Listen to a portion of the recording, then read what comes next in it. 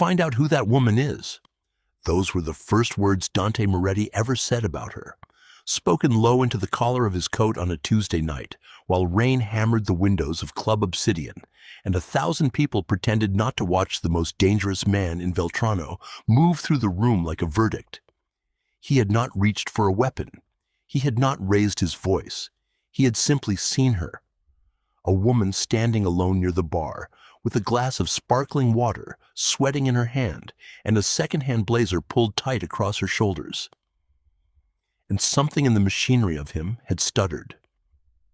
His lieutenant, Enzo Caruso, a man built like a cathedral door and twice as unmovable, had followed his boss's gaze to the woman in question, and then looked back at Dante with an expression that fell somewhere between professional confusion and genuine alarm.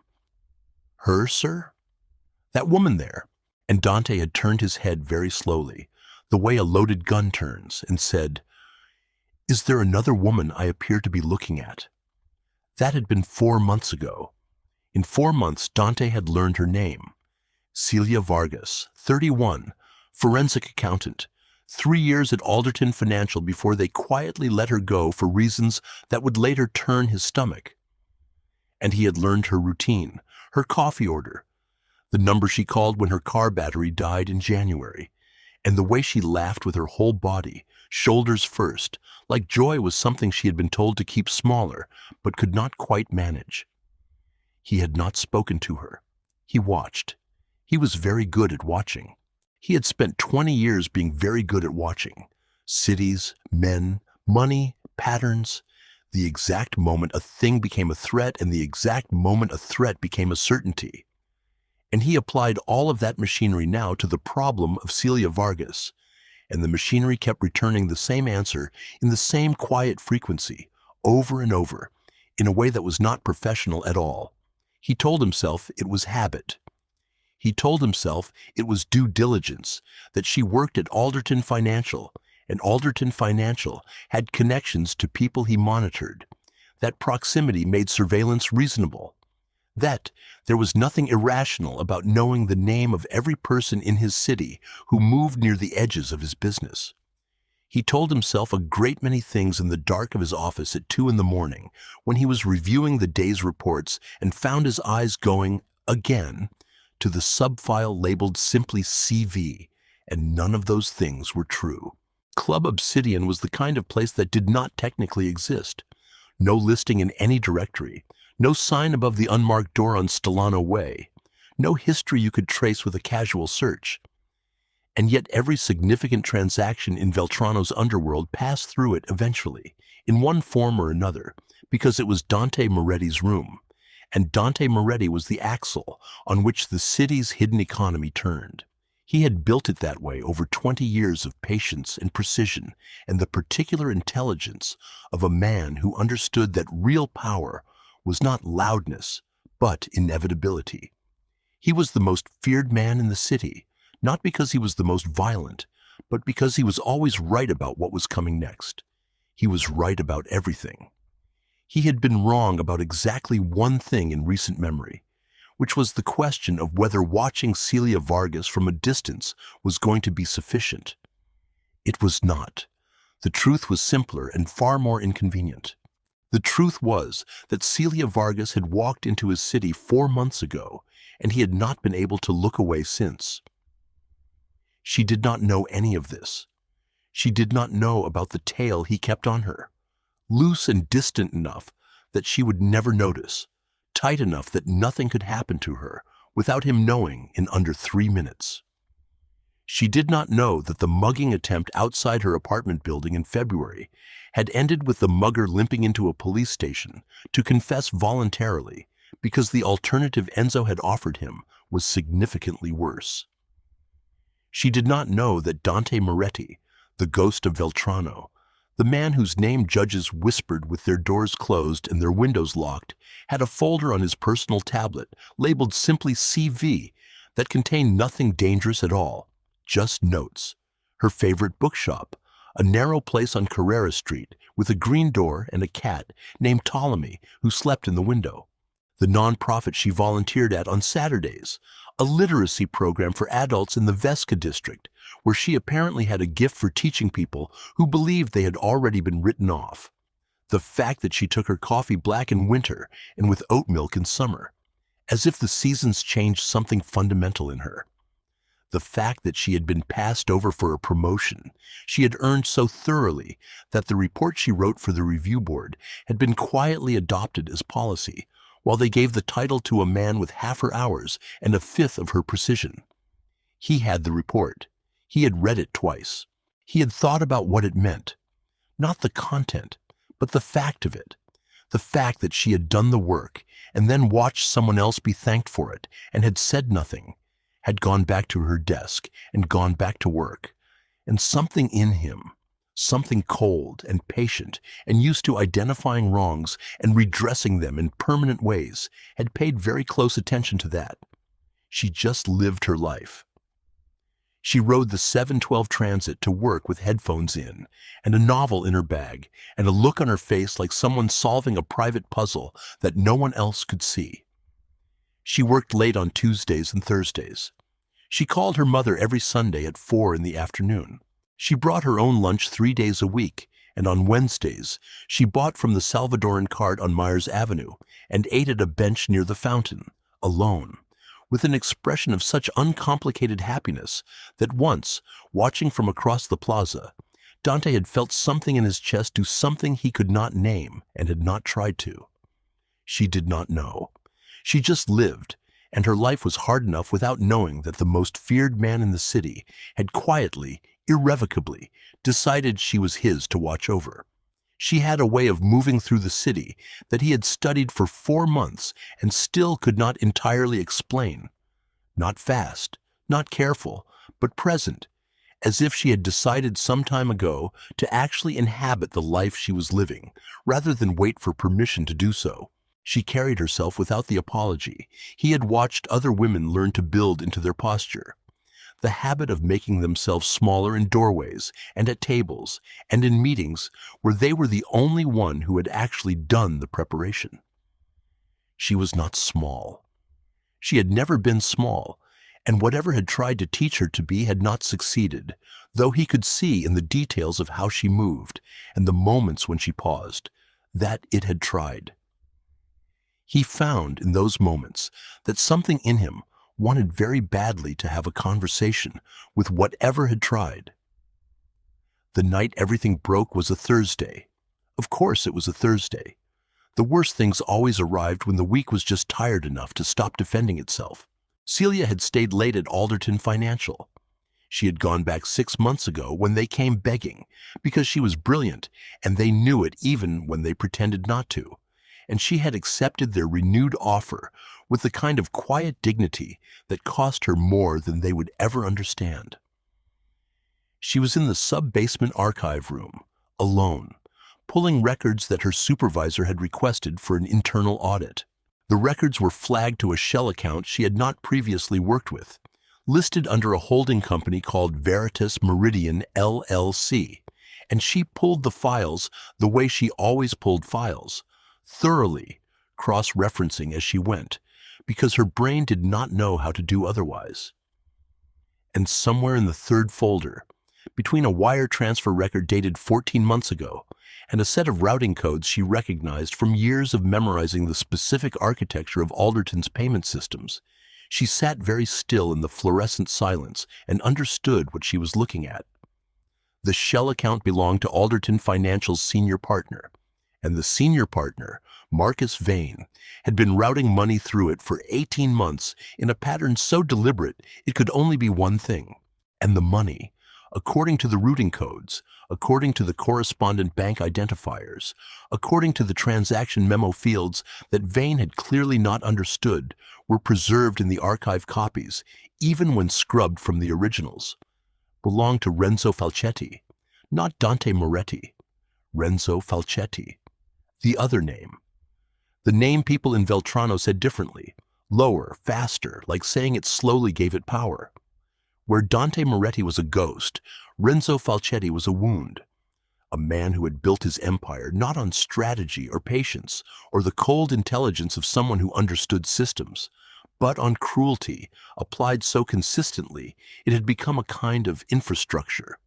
He took things not because he needed them, but because the act of taking was the only language he had ever been fluent in. Celia did not know any of this in that depth. She knew the name from the news, from the trial that hadn't stuck 3 years ago, from the faces of the older women in her building's hallway when it came up in conversation. That particular silence, the one that said some things were too heavy to carry in public. She knew it was bad. She understood, with the same cold precision that she understood everything, that she had just found the kind of information that changed the shape of a life.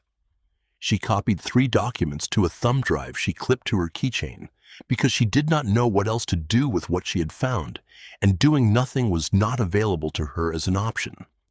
And she began gathering her coat and her bag. She never made it to the elevator. Marcus Vane came into the archive room at 9:47 with 2 men she had never seen before, and he looked at the open files on the table, and then he looked at Celia, and something in his face went very flat, very fast, in the way that faces do when a calculation has been completed and the result is ugly. She tried to be calm. She had always been good at calm. She had spent a lifetime being calm when people expected her to be smaller, to be quieter, to apologize for the space she took up in rooms that had decided before she arrived that she did not quite belong in them. She had been calm when they passed her over for the promotion. She had been calm when a colleague had described her work as surprisingly thorough, with the emphasis placed precisely where the cruelty was. She had learned calm the way people learned it when the alternative was being seen as what others needed her to be. Too much, too loud, too soft, too difficult. Calm was armor. She wore it well. Marcus Vane said her name. She said yes. He said, "You have seen those files." And she said, "I was asked to pull them for the audit. You can check the request slip. It is right here." And she held out the paper with a hand that did not shake even slightly. Vane did not look at the paper. He looked at her, and then he looked at one of the men beside him, and the man reached past Celia and closed the archive room door. She understood then. The understanding was clean and total, and it arrived without panic, which surprised her and did not surprise her at the same time. Vane began to talk.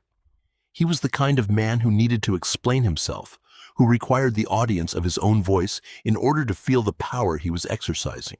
And while he talked, the 2 men positioned themselves between Celia and the door with the ease of people who had done this before. He told her pleasantly that she was going to give him the thumb drive. She was going to sign a document stating she had reviewed the account and found no irregularities.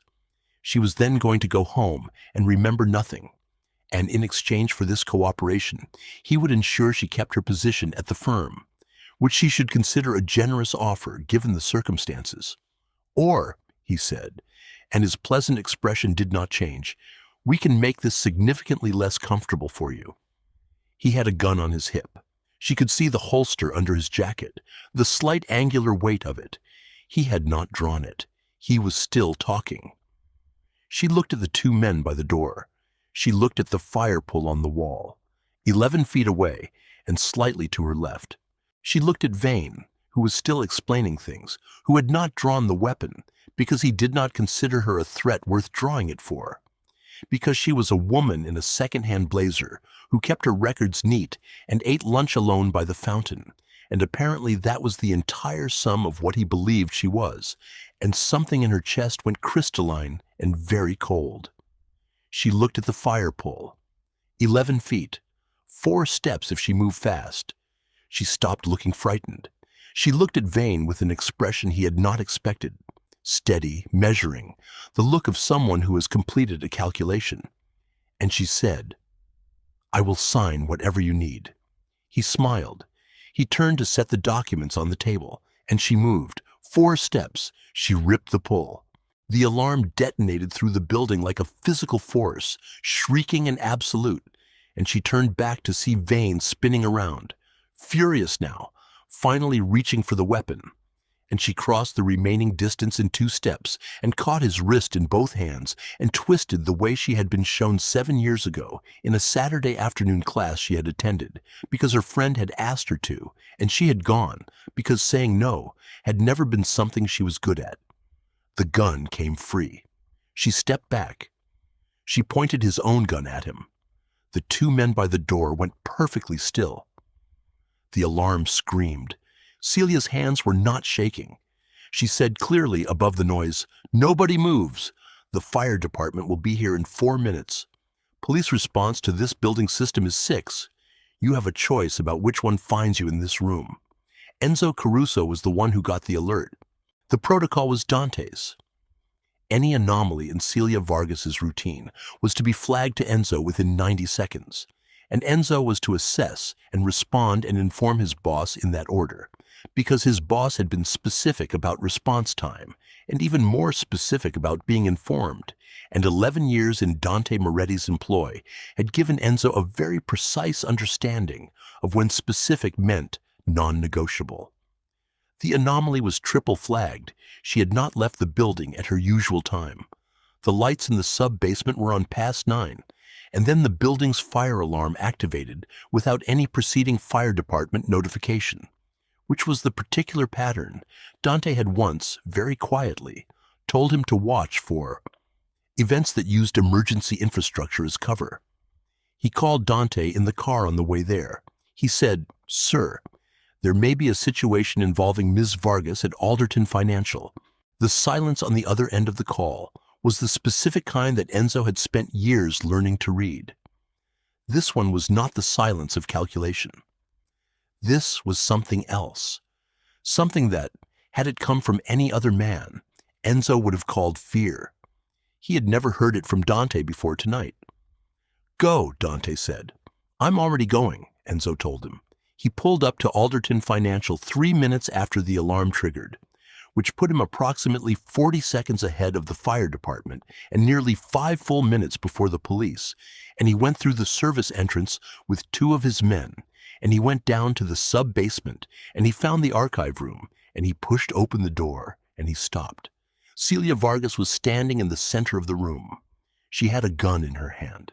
She was holding it with the grip of someone who had not trained for this, but had decided, precisely and without negotiation, that she was going to hold it anyway.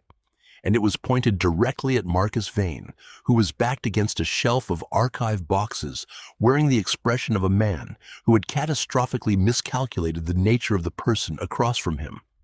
2 other men stood frozen near the door. The fire alarm was still screaming. Celia looked at the door when it opened, looked at Enzo, and made the kind of rapid assessment that people with good minds made when they had no time to waste on being wrong about someone.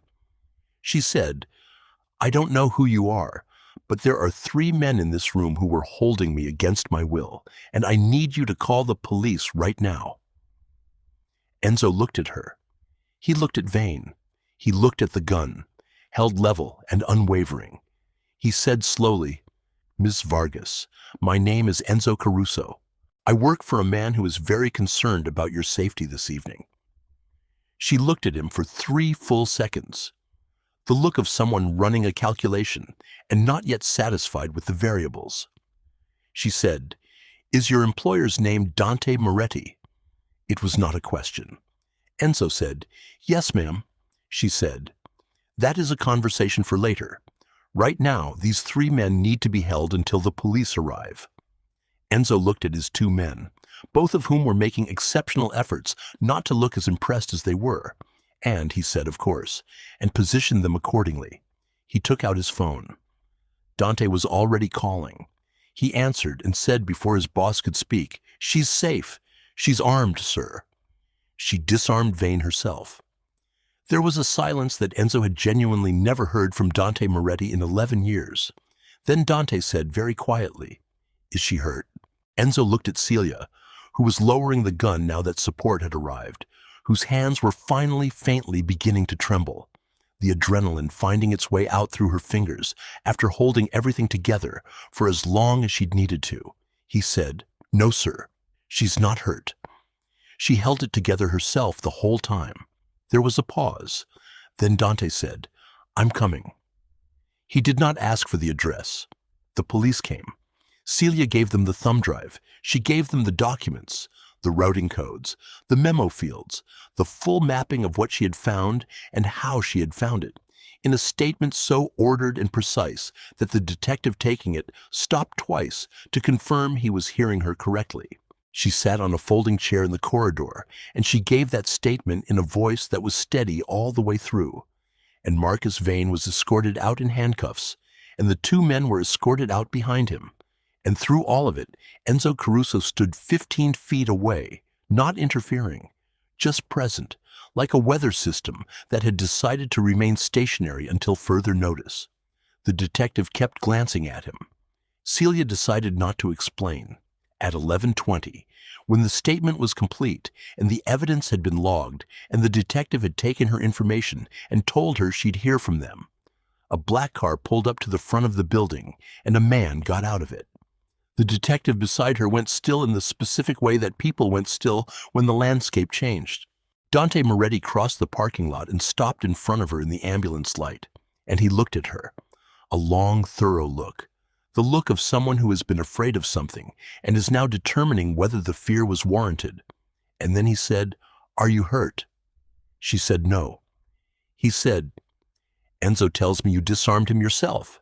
She said, "I took a class once, 7 years ago." Something moved across his face that might have been on a different man, a smile. He said, "Are you cold?" She realized that she was. The night had gotten cold, and the adrenaline was leaving her now.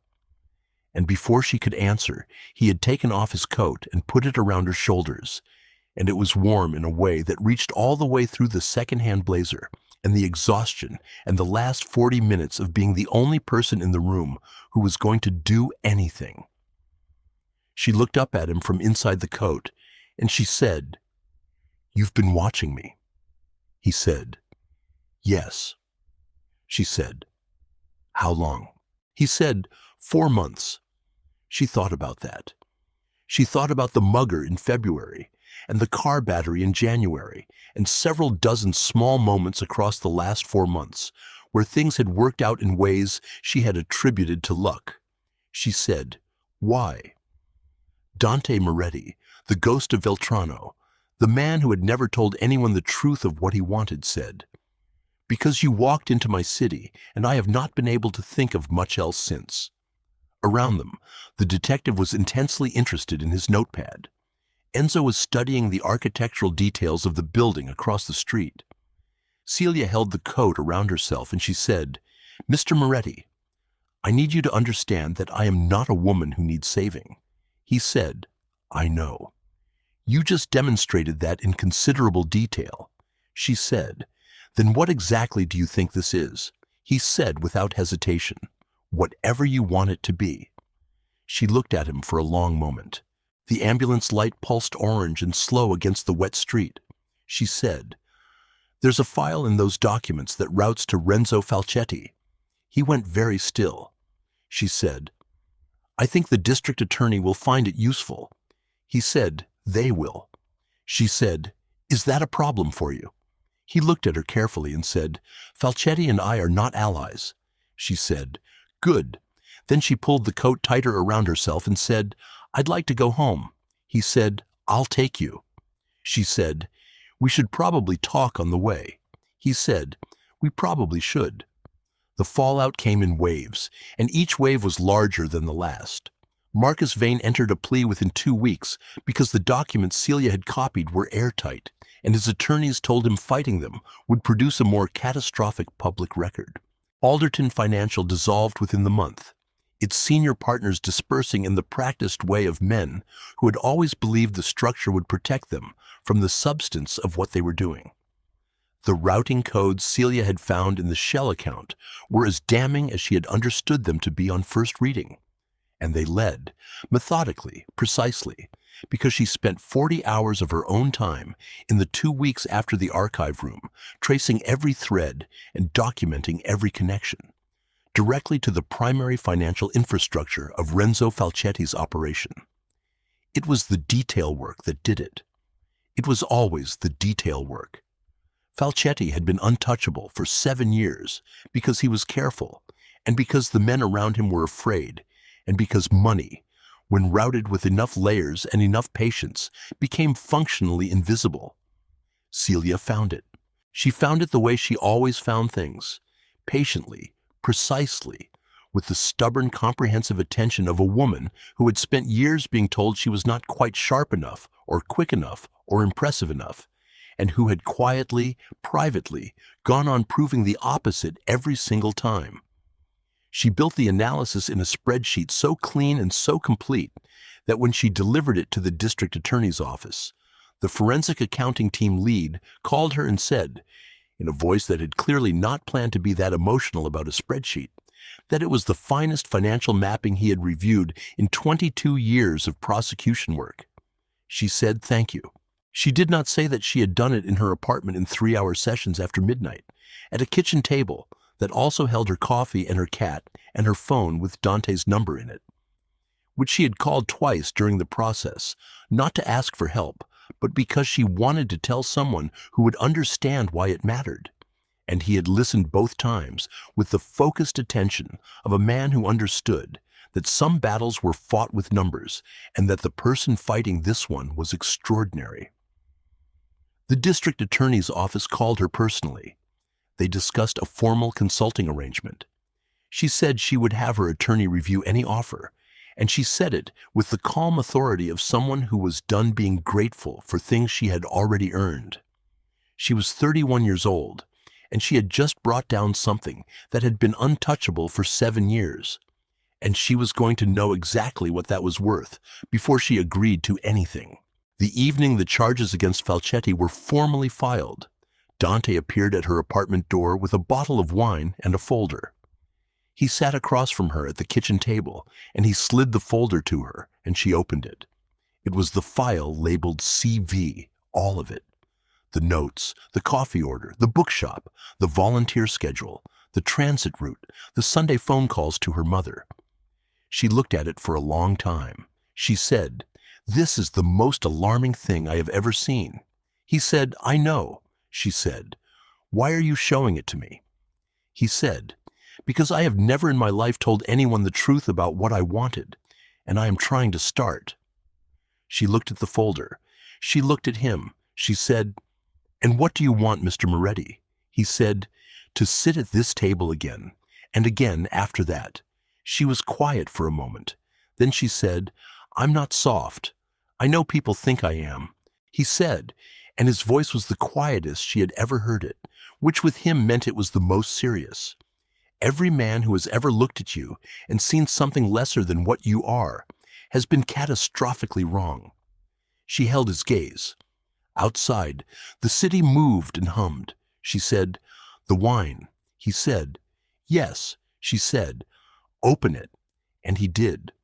Renzo Falchetti was arrested on a Thursday, which felt exactly right to Celia, because the worst night of her life had also been a Thursday, and she had decided she was going to own them now. The arrest was clean and public, and the footage showed a man who had spent 7 years operating as though he existed outside consequence, being walked out of his own restaurant in front of his own people. And Dante watched it on the screen in his office with Enzo at his shoulder, and said nothing. Only sat with a stillness that was different from his usual stillness, released rather than coiled, the particular quiet of a man who has watched something overdue finally arrive. He called Celia. He said, "It's done." She said, "I know. I'm watching." He said, "How do you feel?" She thought about it honestly. She said, "Like someone who did her job well." There was a pause between them, warm and specific, the kind that had been building for months and had now settled into something neither of them needed to define out loud to understand. He said, "I would like to take you to dinner. Not a dinner with implications, not a dinner that was a statement or a signal or a performance for anyone else's benefit. Just dinner, a table, good food, the city outside the window doing what cities do." She said, "Somewhere with good bread." He said, "I know a place." She said, "I need 45 minutes. He said, "I'll be outside in 46. She laughed, fully, completely, Shoulders first, the whole of it, and she did not try to make it smaller. She put on the red dress she had owned for 2 years and never worn because she had been waiting, without quite knowing it, for an occasion that felt worth it. It fit the way good things fit when you stop apologizing to them. She stood in front of the mirror for a moment, and she looked at herself. The body she had spent so many years trying to minimize, to shrink, to preemptively apologize for before anyone else could. The body that had carried her through a room full of men who thought she wasn't a threat and had come out the other side holding the gun. And she saw what he saw when he looked at her. She saw someone who had found the truth in a room designed to bury it. Someone who had taken the weapon from the hand of a man who believed she was less than she was and held it steadier than he ever could have. Someone who had built the case that brought down an empire with a spreadsheet and 40 hours, and a brain that had never, not for a single minute, been as small as the rooms that tried to contain it. She saw someone who was, by any measure that mattered, exactly enough. Dante was outside in 46 minutes. She came down and he looked at her, the way he had looked at her from across the plaza that first day, like she was the only thing in the city worth his full attention. And this time, she looked back at him with the same directness and let herself feel exactly what she felt without managing it or measuring it or deciding in advance how much of it was appropriate. He said, "You look extraordinary." She said, "I know." He smiled, and it changed his face entirely, made him look like a man who had been somewhere very cold for a long time and had just found warmth and was not entirely sure yet what to do with it except stay. He offered his arm. She took it, and they walked into the night together. Two people who had found each other in the worst possible circumstances and had decided, without ceremony or announcement, to become something the city was going to remember. Not because they needed the city to know, but because they were going to live in it openly and fully and without apology, which in the end is the most dangerous thing either of them had ever done. If your heart is racing right now, I promise you, mine still is, every time I go back through this story. Because Celia Vargas did not wait to be saved, and she did not wait to be seen. And those two facts changed absolutely everything about how this ended. The moment she ripped that alarm and took that gun is the moment I want to talk about in the comments. So get down there right now and tell me, did you see it coming? Or did it hit you completely out of nowhere? And tell me what you felt in that parking lot scene. Because I think that might be my favorite thing I've written in months, and I want to know if it landed for you the way it landed for me. If this story moved you, please give it a like. It genuinely makes a difference in getting these stories to the people who need them. And I think there are a lot of people who need a Celia Vargas right now. Share it with someone in your life who is brilliant and underestimated and has been waiting, maybe without knowing it, to see themselves win.